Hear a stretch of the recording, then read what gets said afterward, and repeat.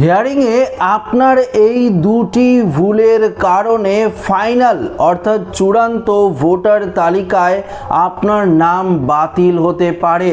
হ্যাঁ বন্ধুরা, আপনারা যদি হিয়ারিংয়ে গিয়েও থাকেন বা অনেকেই আপনারা হিয়ারিংয়ে যাবেন, এখনও পর্যন্ত আপনার নামে যদি নোটিশও এসে না থাকে, পরবর্তীতে যদি আপনাদের নামে নোটিশ আসে এবং আপনারা যদি হিয়ারিংয়ে যান, তাহলে যদি আপনারা এই দুটি ভুল করেন তাহলে কিন্তু চূড়ান্ত ভোটার তালিকায় আপনার নাম কিন্তু বাতিল করে দেওয়া হবে।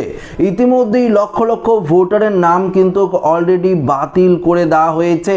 তো বন্ধুরা, কি কারণে এই চূড়ান্ত ভোটার তালিকায় আপনার নাম বাতিল হতে পারে, যদি আপনারা হিয়ারিংয়ে গিয়ে থাকেন বা এখনো পর্যন্ত যাননি, পরবর্তীতে যাবেন, অবশ্যই আপনারা ভিডিওটি প্রত্যেকেই প্রথম থেকে শেষ পর্যন্ত মনোযোগ সহকারে দেখবেন, তাহলে বিস্তারিত বুঝতে পারবেন যে হিয়ারিংয়ে গেলে কোন দুটি ভুল আপনারা কখনোই করবেন না। তো অতি অল্পক্ষণের ভিডিও হবে, অবশ্যই ভিডিওটিতে আপনারা প্রত্যেকেই প্রথম থেকে শেষ পর্যন্ত সঙ্গে থাকবেন। দেখুন বন্ধুরা, আপনারা প্রত্যেকেই জানেন, আমি বারবার বলছি, আবারও বলছি যে ইতিমধ্যেই নির্বাচন কমিশনারের তরফ থেকে লজিক্যাল ডিসক্রিপেন্সি আওতায় থাকা ভোটার, পাশাপাশি আনম্যাপ ভোটার যে তালিকা, সেই তালিকা কিন্তু প্রকাশ করা হয়েছে। সেই তালিকায় আপনার নাম থাকলে আপনাকে কিন্তু অবশ্যই হিয়ারিংয়ে যেতে হবে এবং উপযুক্ত ডকুমেন্টস আপনাদেরকে দেখাতেই হবে। এবং আগে আপনাদেরকে আরেকটি গুরুত্বপূর্ণ কথা জানিয়ে দিই, এই হিয়ারিং পর্ব চলছে 27 ডিসেম্বর থেকে, সেটাও আপনারা জানেন। প্রচুর ভোটারের হিয়ারিং পর্ব কিন্তু কমপ্লিট করা হয়েছে।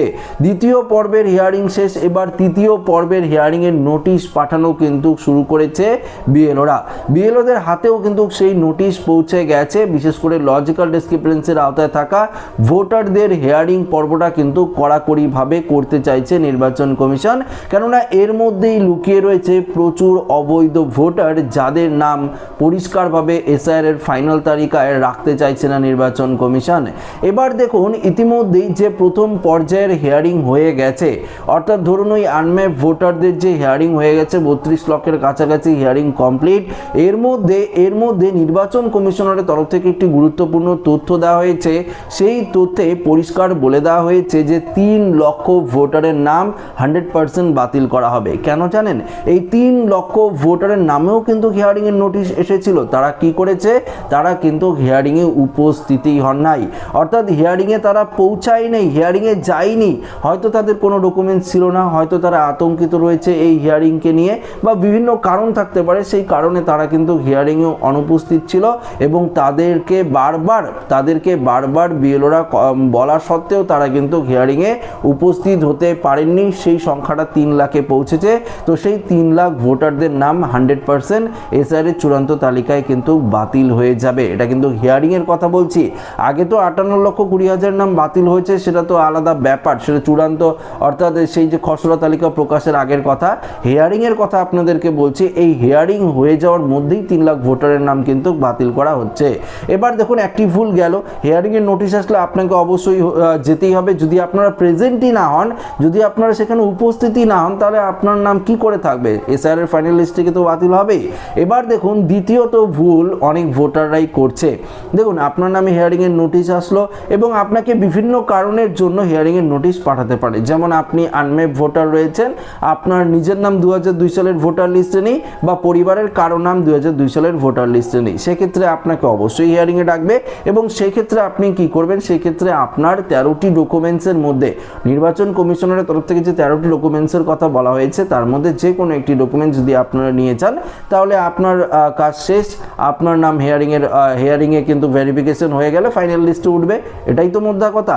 এবার যারা লজিক্যাল ডিসক্রিপেন্সির আওতায় রয়েছেন, অর্থাৎ আরেক ধরনের ভোটার রয়েছেন, যারা বাবার লিঙ্ক দেখিয়েছেন, মায়ের লিঙ্ক দেখিয়েছেন, বা অনেকে ঠাকুরদা ঠাকুমা দাদু দিদিমার লিঙ্ক দেখিয়েছেন, অনেকে দাদা দিদির লিঙ্ক দেখিয়েছেন, সেক্ষেত্রে আপনাদেরকে বলছি, দেখুন, আপনার নামে যদি হিয়ারিংয়ের নোটিশ আসে, তাহলে তো আপনাদের একদমই আলাদা ধরনের ডকুমেন্টস নিয়ে যেতে হবে। ধরুন আপনার সাথে আপনার বাবার বয়সের তফাতের কারণে সে নোটিশ পাঠালো। ধরুন আপনার সাথে আপনার বাবার বয়সের যে সেটা 15 বছরের কম, বা ধরুন 50 বছরের বেশি, তাহলে তো অবশ্যই আপনাকে কৈফিয়ত দিতে হবে হিয়ারিংয়ে। এমন কোনো নথি প্রমাণ দেখাতে হবে যে আপনার বয়স 50 পেরিয়ে গেছে, কিন্তু আপনি 2002 সালের ভোটার লিস্টে কেন নাম নেই, তখন আপনি কি করছিলেন, যে আপনি এখন বাবার নাম দেখিয়ে SIR final SIR form fill up করেছেন, বা আপনার বয়সের সাথে আপনার বাবার বয়সের সাথে যে 15 বছরের ডিফারেন্স বা 15 বছরের কম রয়েছে, সেক্ষেত্রে অবশ্যই এটা কি করে সম্ভব হলো, সেক্ষেত্রে অবশ্যই আপনাদের উপযুক্ত ডকুমেন্টস দিয়ে কিন্তু প্রমাণ করতে হবে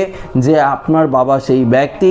এবং ধরুন আপনার বাবাকেই অন্যজন বাবা সাজিয়ে বা আপনার বাবার নামে 6 জন এসআইআর লিঙ্কেজ দেখিয়েছে বা আরও তার বেশি দেখিয়েছে, সেক্ষেত্রে কি হবে, সেক্ষেত্রেও কিন্তু আপনাকে এরকম কোনো ডকুমেন্টস দেখাতে হবে যে সে ওই যে আপনি যাকে আত্মীয় জায়গায় দেখিয়েছেন সে আপনার ব্লাড রিলেটেড, অর্থাৎ যদি বাবাকে দেখিয়ে থাকেন তাহলে সেই ব্যক্তি আপনার বাবা, সেটা কিন্তু লিঙ্কেজ দেখাতে হবে। এর জন্য আলাদা আলাদা ডকুমেন্টসের প্রয়োজন। অর্থাৎ যদি আপনি লজিক্যাল ডিসক্রিপেন্সির আওতায় থাকেন তাহলে আপনি যাকে লিঙ্কেজ দেখিয়েছেন তার ডকুমেন্টস অবশ্যই জেরক্স, আপনার আধার কার্ড বা আপনার যদি রেশন কার্ড, প্যান কার্ড এগুলো যদি থাকে, জন্মের সার্টিফিকেট, মাধ্যমিকের অ্যাডমিট কার্ড। আচ্ছা, মাধ্যমিকের অ্যাডমিট কার্ড নিয়ে নির্বাচন কমিশনের তরফ থেকে বলা হয়েছে এবার কিন্তু মাধ্যমিকের অ্যাডমিট কার্ডও প্রযোজ্য, তবে অবশ্যই মাথায় রাখতে হবে মাধ্যমিকের অ্যাডমিট কার্ডে অবশ্যই আপনাদের ডেট অফ বার্থ লেখা থাকতে হবে, তাহলেই কিন্তু গ্রহণ করা হবে। এই সমস্ত ডকুমেন্টস যদি আপনারা হিয়ারিংয়ে গিয়ে দেখান তাহলেই কিন্তু হয়ে যাবে। ইতিমধ্যে যে লিস্ট প্রকাশিত করা হয়েছে আজ তো রবিবার, সেক্ষেত্রে আগামীকালে আপনারা অবশ্যই আপনারা যদি নির্দিষ্ট গ্রাম পঞ্চায়েত বা প্রধান অফিসে যান বা ওয়ার্ড অফিস, শহর অঞ্চলে যে ওয়ার্ড অফিস রয়েছে সেই ওয়ার্ড অফিস বা ব্লক অফিস রয়েছে অবশ্যই থাকবে, সেখানে গিয়ে দেখতে পারবেন আপনার নাম সেই লিস্টে রয়েছে কিনা। যদি থাকে তাহলে কি কারণে আপনার নাম লিস্টে রয়েছে, কি কারণে আপনাকে হিয়ারিংয়ে ডাকা হচ্ছে সেই রিজন লেখা থাকবে, কারণ লেখা থাকবে, সেটা নিশ্চিন্ত থাকুন।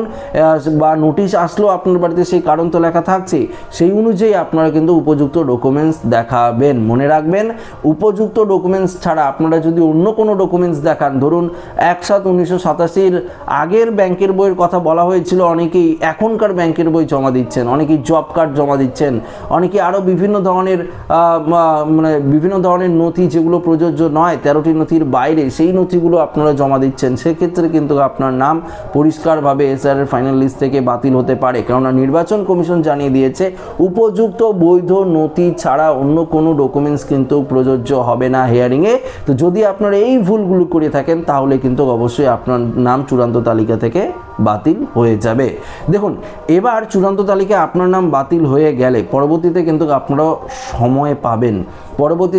সময় পাবেন, আরও 10 থেকে 20 দিন হয়তো সময়, 10 দিনের কথা বলা হয়েছে, তো 10 দিন আপনারা যদি সময় পান এর মধ্যে কিন্তু আপনারা আপত্তি জানাতে পারেন, বা আপনার নাম যদি না ওঠে আপনারা 6 নম্বর ফর্ম ফিল আপ করে আরও বৈধ নথিপত্র দিয়ে আপনারা কিন্তু পুনরায় এসআইআর ফাইনাল লিস্টে নাম তুলতে পারেন। সেক্ষেত্রে কিন্তু কোনো রকম আশা করি সমস্যা হওয়ার কথা নয়, এটা কিন্তু কমিশনারের তরফ থেকে আপডেটে পরিষ্কার জানিয়ে দেওয়া হয়েছে। তবে আমি বলবো, দেখুন, পরবর্তীতে 6 নম্বর ফর্ম ফিল আপ করে জমা দেওয়া আর একটা ভেজালে কেন আপনারা যাবেন। আপনার নামে যদি হিয়ারিংয়ের নোটিশ আসে, আপনার উপযুক্ত ডকুমেন্টস যেভাবে আপনাদেরকে বারবার বলেছি আমরা, সেভাবেই ডকুমেন্টস যদি আপনারা সাজিয়ে নিয়ে যান তাহলে এক চান্সে আপনার কাজ শেষ। সেক্ষেত্রে আপনার নাম এসআইআর ফাইনাল লিস্টে উঠে গেল, আর আপনাকে দৌড়াতে হবে না।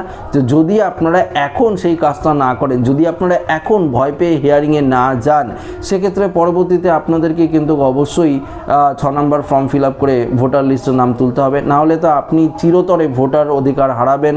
এবং ভোটার অধিকার যদি হারান আপনারা, তাহলে বিভিন্ন সরকারি প্রকল্প, বিভিন্ন সরকারের কাজ, সুযোগ সুবিধা থেকে আরও বিভিন্ন সমস্যায় কিন্তু আপনাদের পড়তে হতে পারে। তো এর থেকে ভালো হিয়ারিংয়ের নোটিশ আসলেও অবশ্যই আপনারা উপস্থিত হবেন এবং উপযুক্ত বৈধ নথি দিয়ে কিন্তু আপনাদেরকে অবশ্যই প্রমাণ করতে হবে। তো আপনারা ঘাবড়াবেন না, আপনারা যদি বৈধ ভারতের নথি বা ভারতীয় হয়ে থাকেন, দেখুন বহু প্রত্যন্ত গ্রামীণ এলাকার অনেক বাসিন্দা রয়েছে যাদের কাছে উপযুক্ত নথি নেই, তারা তো বৈধ নাগরিক কিন্তু তারা প্রমাণ করার জন্য উপযুক্ত নথি নেই। তো তাদের কি হবে, তাদের ক্ষেত্রেও বিশেষ হয়তো ছাড় দেওয়া হবে।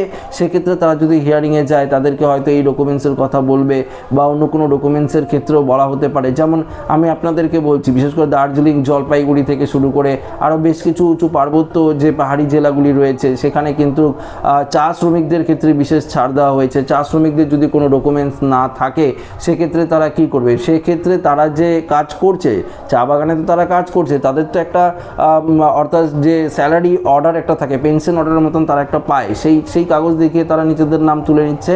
কারণ তারা তো আদিবাসী হয়ে থাকতে পারে বা অন্য কোনো ট্রাইবাল কাস্টের হয়ে থাকতে পারে, সেক্ষেত্রে তাদের কাছে যদি উপযুক্ত নথি না থাকে তো সেক্ষেত্রে তারা তো এখানকার আদিবাসী লোক, বহুদিনের ধরে বসবাস করছে, তো তাদের নাম কি করে বাতিল করবে? তো এই ধরনের আস্তে আস্তে উপযুক্ত নথি দিয়ে আপনারা কিন্তু নিজেদের নাম এসআইআর ফাইনাল লিস্টে তুলতে পারবেন। এছাড়াও আপনাদের অন্য কোনো সমস্যা কিন্তু পড়তে হবে না। তো আশা করি ভিডিওটিতে আপনাদেরকে সঠিক ইনফরমেশন দিয়ে হেল্প করতে পেরেছি। ভিডিওটি ভালো লাগলে লাইক করবেন, বন্ধুদের সাথে শেয়ার করবেন, নতুন থাকলে চ্যানেলটিকে সাবস্ক্রাইব করে আমাদের সঙ্গে জুড়ে থাকবেন। ধন্যবাদ।